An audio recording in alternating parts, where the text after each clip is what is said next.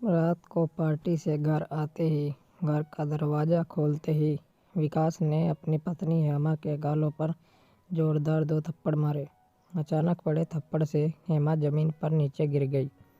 यह देखकर पास खड़ी हेमा की 3 साल की बेटी उसे पकड़कर रोने लगी। हेमा ने गालों पर हाथ रखते हुए कहा, विकास, ऐसा मैंने क्या किया था? फिर विकास दांत पीसते हुए उससे कहता है, हेमा, मैंने तुम्हें मना किया था कि तुम शादी में किसी के सामने अपना मुंह नहीं खोलोगी और ना ही किसी से बात करोगी। जाहिल गवार कहीं की, जरा भी शर्म नहीं आती। अचानक पड़े थप्पड़ से हेमा सकपका गई। उसकी आंखों में आंसू आ गए। उसे समझ नहीं आ रहा था कि आखिर उसने गलती क्या हुई।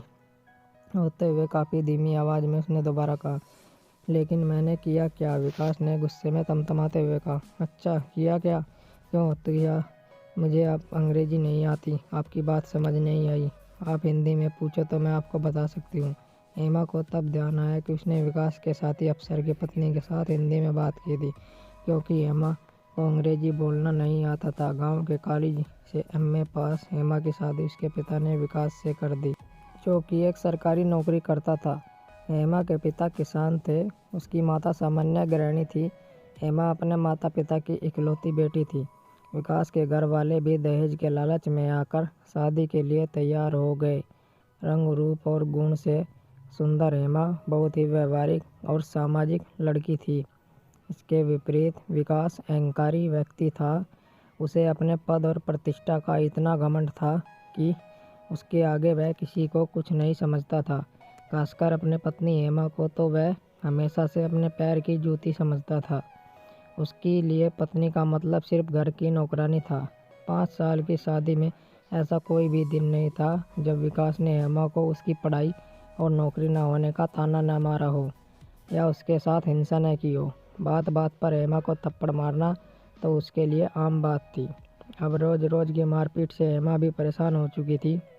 इसके लिए आज उसने तय किया कि अब वह चुप नहीं रहेगी। उसने खुद को संभालते हुए आंखों से बहते हुए आंसू को पोंछते हुए विकास से कहा, हाँ, मुझे नहीं आती शर्म इस बात को स्वीकार करने से कि मुझे अंग्रेजी नहीं आती, लेकिन इस वजह से मेरा कोई वजूद नहीं है, इस बात को भी मैं नहीं मानती हूँ।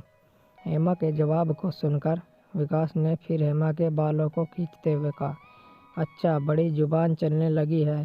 कान खोलकर सुन लो, कोई औकात नहीं है तुम्हारी, ना ही कोई वजूद है तुम्हारा। जिस दिन मैंने तुम्हें छोड़ दिया ना, उस दिन लोगों के घर घर जाकर नौकरानी का काम करोगी, तब जाकर मुश्किल से पेट भर पाओगे। सामान और इज्जत तो भूल ही जाओ तुम, क्योंकि तलाकशुदा स्त्री को समाज में कभी सम्मान नहीं मिलता। तुम मेरी पत्नी हो, एक सरकारी अफसर की पत्नी, इसलिए लोग तुम्हारी इज्जत करते हैं और यही तुम्हारी पहचान है।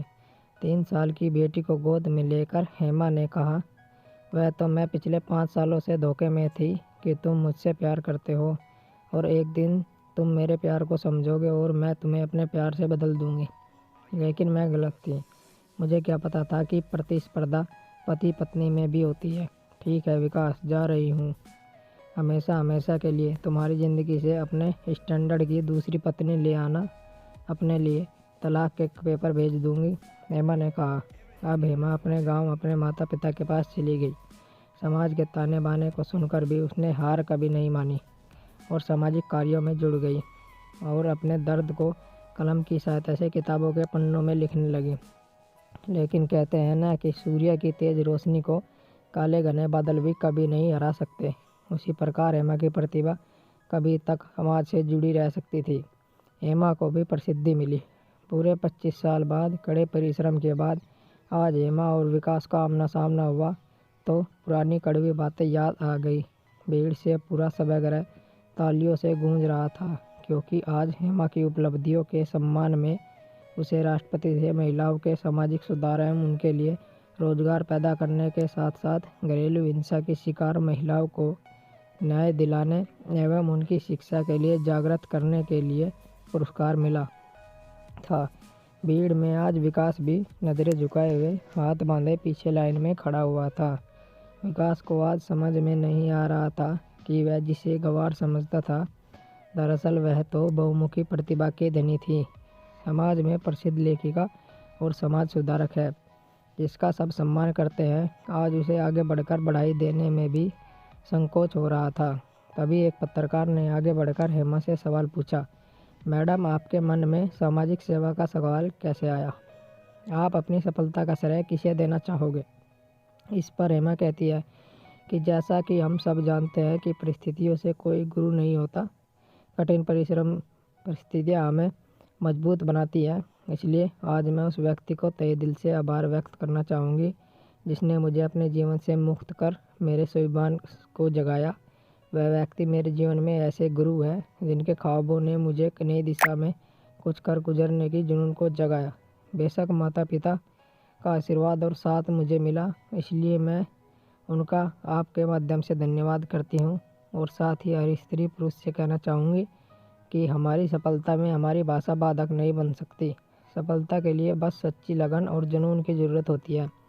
थोड़ी देर बाद मौका मिलते ही विकास हेमा को अकेला देखकर उसके सामने आकर खड़ा हो गया और कहा, हेमा, अपनी गुड़िया कैसी है? अब तो बड़ी हो गई होगी।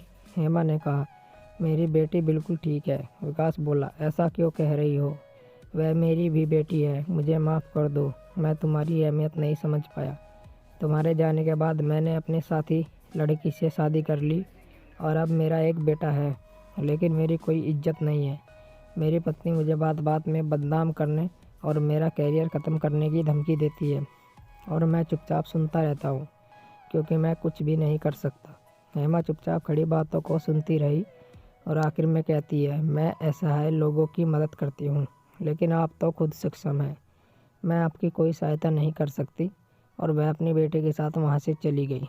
विकास नज़रें झुकाए चुपचाप सब कुछ सुन रहा था, लेकिन आज कुछ भी कहने की स्थिति में वह बिल्कुल भी नहीं था और हेमा को जाते देखता रहा क्योंकि वह आज मजबूर था और हेमा आज मजबूत थी।